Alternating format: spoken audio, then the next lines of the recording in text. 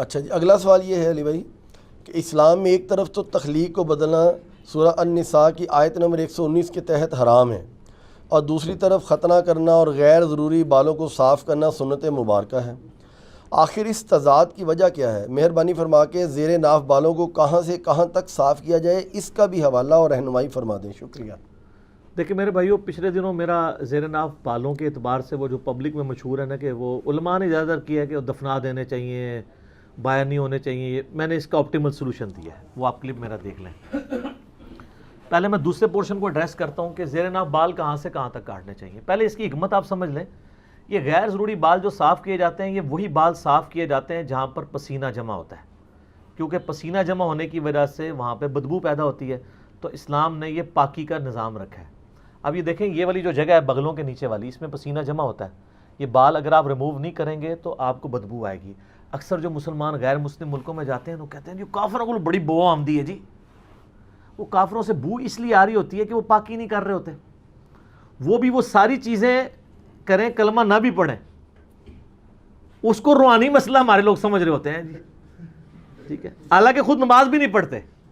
اصولوں تو آپ سے بھی بدبو آنی چاہیے، کیونکہ صحیح مسلم میں 246 نمبر حدیث ہے، بندے کے کفر اور ایمان، شرک اور ایمان میں فرق نماز ہے، لیکن اللہ نے دنیا میں پردہ ہی رکھا ہوا ہے، وہ بدبو کی وجہ ان کی پاکی نہ کرنا ہوتا ہے۔ پاکی کریں تو آپ دیکھ لیں، کوئی مسئلہ نہیں ہوگا، نہیں آئے گی بدبو۔ کرسچنز میں کتنے لوگ ہیں جو یہ کرتے ہیں، جوز میں بھی ہیں جو کرتے ہیں۔ تو یہاں پہ پسینہ جمع ہوتا ہے، اس لیے نبی علیہ السلام نے اس کو مشروع فرمایا ہے۔ صحیح مسلم میں حدیث ہے، نبی علیہ السلام نے زیر ناف بال، بغلوں کے بال اور ناخنوں کے لیے 40 دن کی مدت مقرر فرمائی ہے کہ 40 دن میں ایک دفعہ تو لازمی کرنا ہے، ویسے تو ہر ہفتے میں ایک دفعہ کرنے چاہیے۔ مسلم شریف میں حدیث ہے، بخاری مسلم دونوں میں حدیث ہے کہ جمعے کا غسل ہر مسلمان پہ، مرد و عورت کے اوپر، مسلم کے اوپر، اس میں مسلم کے الفاظ ہیں سر، بریلوی دیوبندی نہیں ہے، اہل حدیث نہیں، شیعہ نہیں، یہ واجب ہے، اور اس کی ایکسپلینیشن صحیح مسلم میں کہ ہفتے میں کسی ایک دن کریں، جمعے کا دن ہو تو زیادہ بہتر ہے، جس میں الفاظ ہیں جس میں وہ اپنے جسم کی صفائی کرے۔ صفائی میں صرف میل اتارنا نہیں ہے، یہ غیر ضروری بالوں کو بھی صفائی کہا جاتا ہے، یہ عربی لنگوسٹک میں محاورتاً بات یوز ہوتی ہے۔ جیسا کہ بخاری کے اندر حدیث موجود ہے کہ نبی علیہ السلام نے فرمایا کہ جب بچہ پیدا ہو تو اس کی طرف سے عقیقہ کرو اور اس سے گندگی کو دور کرو، اور ترمذی ابو داؤد میں وہ گندگی کیا ہے، اس کے بال ریموو کرنے ہیں آپ نے، جس میں کہتے ہیں چانڈ لوانا، اور وہ فرمایا کہ 7ویں دن عقیقہ کرو، ترمذی ابو داؤد میں، اس کا نام رکھو اور اس سے گندگی دور کرو، اس کی طرف سے صدقہ اور خیرات کرو۔ تو یہ ان جگہوں پہ پسینہ جمع ہوتا ہے۔ اسی طریقے سے جو ران کے جو جوڑ ہیں وہاں پہ پسینہ جمع ہوتا ہے، جس کو آپ یعنی تھائی کہہ لیں، تو تھائی پوری کے بال ریموو نہیں کرنے ہوتے، صرف اتنے حصے کے جو شرمگاہ کے ساتھ ٹچ کر رہا ہوتا ہے۔ اسی طریقے سے یعنی بعض لوگ بالکل ناف کے عین نیچے سے بال صاف کرنا شروع کر دیتے ہیں، وہ کہتے ہیں زیر ناف ہے، وہ زیر ناف اس لیے کہا جاتا ہے وہ ناف کے تو نیچے ہی ہے نا، عین زیر ناف لفظ نہیں ہے وہ، تو ان کی ظاہر ہے ان کو کوارڈینیٹس ڈیفائن کرنے کے لیے زیر ناف کہا جاتا ہے، ٹھیک ہے، ورنہ تو ہم بغلوں کے نیچے جو کہتے ہیں بغلے تو یہ یہاں تک تو نہیں ریموو کرنے، وہ یہی والے ہیں، ٹھیک ہے، اینٹی وینم بھی ہو گیا۔ تو زیر ناف سے مراد ہے کہ جتنے حصے میں یعنی شرمگاہ ٹچ کرتی ہے، چاہے وہ ران والا حصہ ہو یا اوپر والا، اور اس کا بڑا آسان طریقہ ہے کہ پیٹ کا جو جوڑ ہے نچلے دھڑ کے ساتھ، جہاں پہ پیٹ ختم ہوتا ہے نا، وہ ناف سے تھوڑا نیچے جا کے ختم ہوتا ہے، اس کے بعد سے جو حصہ ہے نا وہ آپ نے بال صاف کرنے شروع کرنے ہیں۔ شرمگاہ کے اوپر جتنے بال ہیں، دائیں بائیں جو حصہ شرمگاہ سے ٹچ کرتا ہے، یعنی وہ جہاں پہ پسینہ جمع ہوتا ہے، وہ حتیٰ کہ جو بڑے استنجا کرنے کی جگہ ہے وہاں تک، پیٹھ وغیرہ کے بال ریموو کرنے کی ضرورت نہیں، یہ اتنے پورشن کے۔ تو یہ اکثر لوگ پوچھتے ہیں، اچھا ہو گیا اس کو میں نے کلیئر کر دیا، اب آ جائیں وہ اس کے پچھلے پورشن کی طرف، اس سے جو پہلے والا پورشن تھا۔ سورہ نساء کی آیت نمبر 119 کا آپ نے حوالہ دیا، وَلَآمُرَنَّهُمْ فَلَيُغَيِّرُنَّ خَلْقَ اللَّهِ، شیطان نے کہا تھا اے اللہ میں تیری مخلوق کو ابھاروں گا کہ وہ تیری تخلیق کو بدلیں گے، اور پھر اس کے بعد آتا ہے وہ جانوروں کے کان چیریں گے۔ اس کے تحت جو بھی تخلیق کو بدلتا ہے وہ حرام کا مرتکب ہے۔ کوئی شخص اپنے آپ کو خصی نہیں کر سکتا، حرام کا مرتکب ہے۔ کوئی عورت ایسی ایکٹیویٹی پرفارم نہیں کر سکتی وہ مردوں کی طرح دکھے، حرام کی مرتکب ہوگی۔ بخاری مسلم کی حدیث ہے، ان عورتوں پہ لعنت جو مردوں کی مشابہت کریں، ان مردوں پر لعنت جو عورتوں کی مشابہت کریں۔ مرد کو اللہ تعالیٰ نے داڑھی دی ہے. اب داڑھی کو مڈانا قرآن حکیم میں سورہ نساء کی آیت نمبر 119 کے تحت عورتوں کی مشابہت بھی ہے اور تخلیق کو بدلنا ہے, کیونکہ عورت کی داڑھی نہیں اگی ہوئی, الٹا اس کی اگا ہے تو اس نے ریموو کرنی ہے تاکہ مردوں سے مشابہت نہ بنے. اس لیے کم از کم اتنی داڑھی رکھنا جسے عرف عام میں داڑھی کہا جائے, جس طرح آپ کی ہے یا شاید افریدی صاحب کی ہے, عامر لیاقت والی نہیں. تو وہ داڑھی جو ہے وہ آپ کو حرام کی کیٹیگری سے باہر نکال دے گی. آپ رکھیں, عورتوں سے مشابہت آپ کی نہیں ہوگی. اور مونچھیں رکھنے سے نہیں, بات کہتے ہیں مونچھیں بھی رکھ لی تو ہو جائے گی, وہ اتنے حصے میں ہوگی, ادھر پھر زنانیاں لئی کام رہے گا. پورے چہرے سے مشابہت دور کرنی ہے نا. تو وہ تخلیق بدلنا نہیں ہے. کچھ چیزیں اللہ تعالیٰ نے نیچر میں ایسی رکھی ہیں کہ جو اللہ تعالیٰ نے شرعی احکام کے طور پر نبیوں کے ذریعے فطرت کے طور پہ تعلیم کی. اللہ تعالیٰ چاہتا تو آپ ختنے سمیت بھی پیدا ہو سکتے تھے نا, بے شک. لیکن اللہ تعالیٰ نے یہ ایک شرعی فریضہ رکھنے کے لیے اسی طریقے سے آپ کو پیدا کیا. دیکھیں یہ ختنے والا تو معاملہ ہی چھوٹا ہے, باقی ہر چیز پرفیکٹ ہو کے نکل. کان کسی کاٹنے پڑتے ہیں پیدائش کے بعد, ناک کو چھوٹا بڑا کرنا پڑے, یہ تو مصیبت پڑ جاتی. ختنہ ہی صرف کروانا پڑتا ہے. تو یہ اللہ تعالیٰ نے ایک دینی فریضے کے طور پہ رکھا. اللہ چاہتا تو کئی لوگ ابھی بھی ایسے ہیں جو نیچرلی پیدا ہوتے ہیں, ان کے ختنہ ہوا ہوتا ہے, وہ آپ اس کو کرامت بنا رہے ہوتے ہیں. وہ کافروں کے گھر بھی ایسے لوگ پیدا ہو جاتے ہیں, جیسے کسی کا 6 انگلیاں لگی ہوئی ہیں, وہ کہتے ہیں بڑا بزرگ ہے, وہ کوئی بغیر پیدا ہو گیا. اس طرح نہیں ہوتا. تو وہ نیچرل ہو سکتا ہے کسی کے ساتھ. تو نبیوں کے ذریعے اللہ نے وہ فطرت کی چیزیں بتا دی. داڑھی مڈانا فطرت کو بگاڑنا ہے, لیکن ختنہ کرنا اگرچہ ہماری تخلیق میں بگاڑ ہے, لیکن وہ فطرت اس لیے ہے کہ وہ اللہ نے پیغمبروں کے ذریعے تعلیم فرمائی کہ میں نے خود یہ چیز رکھی ہے. ورنہ تو کل کو کوئی شخص کہے گا جی مجھے رفع حاجت ہوتی ہے تو اس کے بعد مجھے جسم دھونے کی ضرورت نہیں ہے, تو نیچرل پروسیس ہے.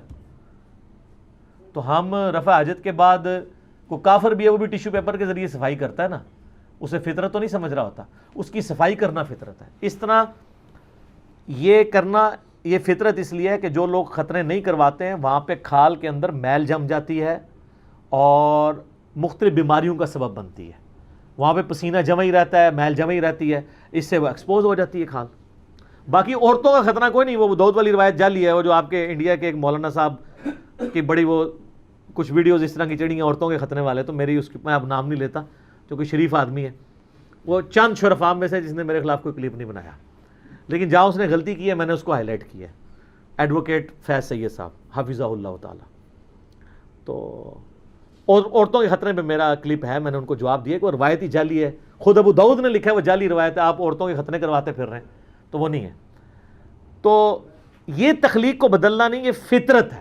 اس کے ثبوت میں بخاری مسلم کی حدیث ہے کہ 5 چیزیں فطرت سے ہیں. نمبر 1 ختنہ کروانا, نمبر 2 ناخن کاٹنا, نمبر 3 زیر ناف بال صاف کرنا یا اکھیڑنا کسی بھی فارم میں ہو.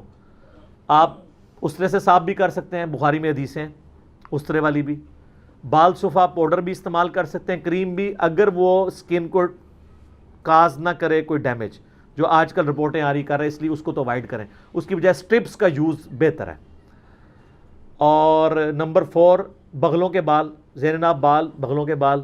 اور نمبر 5 مونچھوں کو پس کرنا.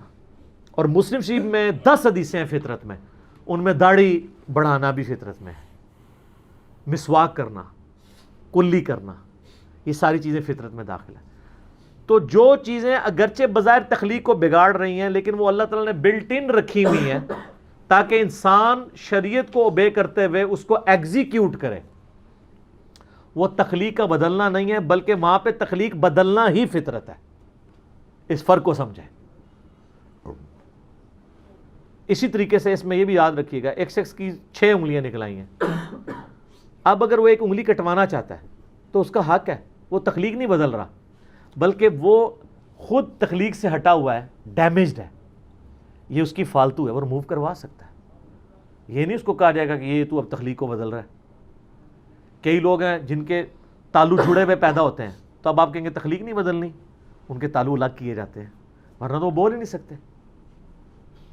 کئی لوگ, حتیٰ کہ ابو داؤد میں حدیث ہے کہ ایک صحابی کی ناک کٹ گئی تو اس نے چاندی کی ناک بنوا کے لگائی, لیکن اس میں بدبو پڑ گئی. ظاہر ہے چاندی تو اتنی کروجن ریزسٹنٹ اس کے اندر موجود نہیں ہے, ریزسٹنس نہیں ہے, ریزسٹنس پھر نبی علیہ السلام نے ان کو حکم دیا کہ سونے کی چاند جو ہے ناک بنا کے لگواؤ. پھر اس نے سونے کی ناک لگائی. ظاہر ناک کے بغیر تو بندہ بڑا عجیب ہی لگتا ہے نا.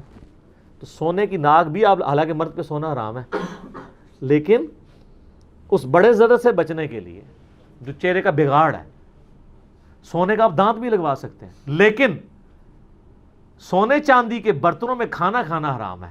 یہ ابو داؤد میں حدیث ہے, نبی علیہ السلام نے ان کو یوز کرنے سے منع فرمایا, صحیح سند کے ساتھ حدیث ہے. تو سونے کا دانت اگر کسی نے لگوایا ہے, اس کی وفات ہو گئی, تو اب یہ نہیں ہے کہ اس کو دانت سمیت ہی دفنا دیں, آپ دانت اتروا سکتے ہیں, کیونکہ وہ ایک قیمتی چیز ہے, اس کے ساتھ ضائع نہ کریں. لیکن جو ہماری میتیں فوت ہوتی ہیں ان کی شیو کر رہے ہوتے ہیں, آپ کو پتہ ہے نا, وہ شیو کر کے دفنا رہے ہوتے ہیں, ایسے لوگ بھی ہیں. وہ عجیب لگ رہا ہے بندہ. اور بعض کو بہت جاہل ہیں تو وہ تو غیر ضروری بال بھی صاف کرتے ہیں, لیکن یہ کام کرنے کی ضرورت نہیں ہے. جب مر گیا تو وہ اللہ کی امانت ہے, اللہ کے سپرد کریں. البتہ اس کے جسم پہ جو کپڑے ہیں, یہ کوئی قیمتی چیز, کوئی عورت ہے اس کی کان میں بالیاں ہیں, وہ آپ نکال لیں. وہ ظاہر زندہ بندوں کی ضرورت ہے. کپڑے بھی احتیاط سے اگر اتر سکتے ہیں تو اتار لیں, زندہ بندوں کی ضرورت ہے. اور لوگ وہ ڈرتے ہیں, وہ کپڑے پہنتے ہوئے ڈر رہے ہوتے ہیں کہیں ماری نہ جائے. اس طرح نہیں کو مرتا میرے بھائی. اور میں حیران ہوتا ہوں, یہ سپرسٹیشیس چیزیں مسلمانوں کے اندر ہیں. وہ مسلمان جو اللہ میں بلیو کرنے والے ہیں, جو پوری دنیا کو کہہ رہے ہیں کہ جب موت آئی ہو, نہ ایک لمحہ آگے ہو سکتا ہے نہ پیچھے, یہی کہتے ہیں نا. اور خود وہ میت سے ڈر رہے ہوتے ہیں. آپ کسی بندے کو نہ اکیلا میت کے ساتھ چھوڑ دیں اور باقی کہیں سارے گھر والے ادھر سے جا رہے ہیں, تو انہیں اکیلا میت کے پاس بیٹھنا ہے. وہ زندگی میں اس بندے سے نہیں ڈرتا ہوگا, لیکن مرنے کے بعد ڈر رہا ہوگا. یہ کہاں کا مسلمان ہے, کہاں کا ایمان ہے. ٹھیک ہے, اس نے کوئی زندہ نہیں ہونا میرے بھائی, اس طریقے سے کچھ بھی نہیں ہونا. تو لوگ یعنی مردے سے ڈر رہے ہوتے ہیں. یہ ایک المیہ ہے مسلمانوں کا. مغرب کی اذانیں شروع ہو جاتی ہیں, تو ملتے ہیں اذان مغرب کے وقفے کے بعد. ٹھیک ہے.